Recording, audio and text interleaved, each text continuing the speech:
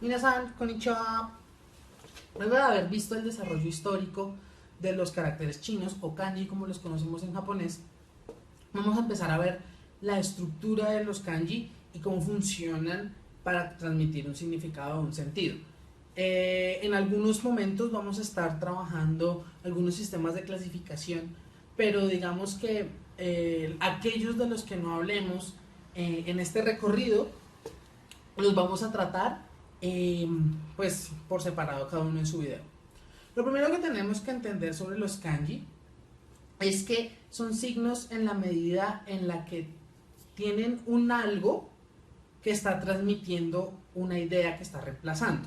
Yo sé que tal vez este concepto no es muy familiar para muchas personas, pero pensemos, por ejemplo, en un dibujo de una mesa. ¿Mm? Un dibujo de una mesa es un signo en la medida en que no es la mesa, es decir, para yo entender que eso es una mesa, no necesito tener yo acá la mesa, pero está representando la mesa a través de su ausencia. No está la mesa y yo no necesito esa mesa para entender que ese dibujo, que no es una mesa, representa una mesa. Un poco metafísico el asunto, pero más o menos por ahí va. Y en ese sentido los kanji también son signos, porque por ejemplo, el kanji de sol, no necesito yo tener el sol acá quemándome, pues resplandeciente, para yo entender que es un sol cuando me escriben el kanji de sol. Entonces, en ese sentido son signos, y son signos lingüísticos porque sirven para la comunicación humana y sirven para la comunicación de absolutamente todo. Es decir, con los kanji nosotros podemos hablar de cosas que existen, de cosas que no existen, de cosas que pueden existir, etcétera, etcétera. Y en ese sentido se constituyen como signos lingüísticos porque sirven para la comunicación de la posibilidad de lo humano. Se dice, o mejor dicho, se teoriza que los signos lingüísticos tienen dos partes. La primera parte es una cosa que llamamos significante, que es ese utensilio que usamos para transmitir sentido. En los estudios de lingüística más tradicionales, el significante son las palabras. Es decir, ya no es un dibujo de una mesa, sino es la palabra mesa, son los sonidos de la M, la E, la S y la A, por decirlo de alguna manera. Son esos sonidos los que tienen o los que conllevan como tal el significado de lo que yo estoy queriendo decir. Ese es el significante, lo que llaman el vehículo, ¿sí? El implemento sensorial, el utensilio sensorial que yo estoy usando para transmitir una idea. Y el significado, pues por supuesto que va a ser la idea que estoy transmitiendo.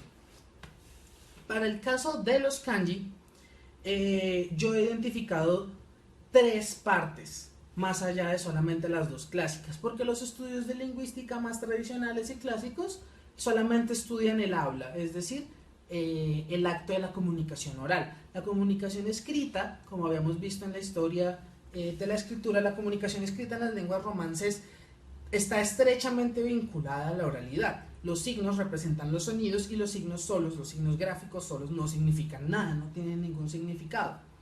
En los kanji, en la escritura ideográfica, eso cambia un poco, porque, como habíamos visto, los kanji sí tienen una relación uno a uno con lo que están representando. La forma de los kanji se parece o busca mejor representar eso que nos están transmitiendo. Y en ese sentido, los kanji cuentan con tres partes. La primera, que es una representación gráfica, es decir, el signo tal cual lo vemos, la figura tal cual la vemos, el estímulo visual que nosotros estamos recibiendo. La segunda es una cosa que yo he decidido llamar o he determinado que se llama campo acústico. ¿A qué me refiero con campo acústico? Con las lecturas. Como tenemos varias, son pocos los kanji que tienen solamente una lectura. Incluso en algunos casos, en algunas palabras, aunque consideremos que tengan solamente una lectura, es una lectura que se va adaptando a los otros sonidos de la palabra.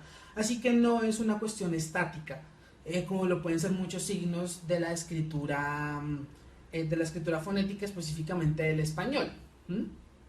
Entonces consideramos que a eso le vamos a llamar campo acústico, a todas las posibles pronunciaciones de ese kanji.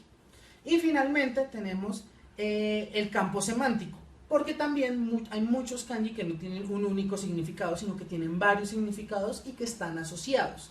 En ese sentido, les voy a poner el ejemplo del kanji que normalmente llamamos de sol, el kanji hi, que es un kanji que significa sol, pero también significa día, y se usa para contar los días.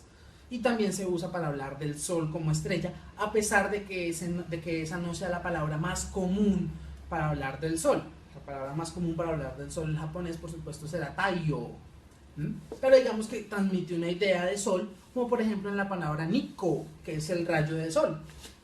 Entonces, tenemos una serie de significados asociados a un carácter, y eso es a lo que vamos a llamar campo semántico. Son estos tres segmentos que funcionan como una especie de ciclo, es un triángulo que se va complementando y que se van nutriendo el uno al otro. Entonces, la representación gráfica tiene lecturas y tiene significados. Un significado, una palabra, una idea, tiene un kanji asociado y también tiene una palabra que posiblemente use alguna de las lecturas del kanji que tiene asociado. Y de igual manera, una palabra tiene o está compuesto por algunas de las lecturas del kanji y está transmitiendo un significado y tiene una manera de escribirse. Es decir, que no podemos prescindir de ninguno de los otros dos para la comunicación. Todos son importantes y esas son las tres cosas que debemos aprender. Básicamente, debemos estar en la capacidad de recordar las tres cosas para poder decir que no sabemos un kanji o que manejamos un kanji. En ese sentido, si yo, por ejemplo, me sé cómo se traza el kanji y me sé algunas lecturas, pero no sé lo que significa, pues no me sé un kanji. De igual manera, si sé que hay una palabra que tiene un significado, pero no sé cómo escribirla, tampoco puedo decir que me sé los kanji de esa palabra. Y viceversa, el triángulo se nutre entre cada una de las tres. Esos son los tres elementos que nosotros tenemos que aprender para poder decir que no sabemos un kanji. Y esos son los tres elementos que vamos a mirar a profundidad en esta serie de videos de la estructura de los kanji. Este es un pequeño video introductorio, espero les haya servido muchísimo para entender cómo funciona la estructura de los kanji y qué es lo que viene en los siguientes videos. ¡Sale ya! ¡Matane!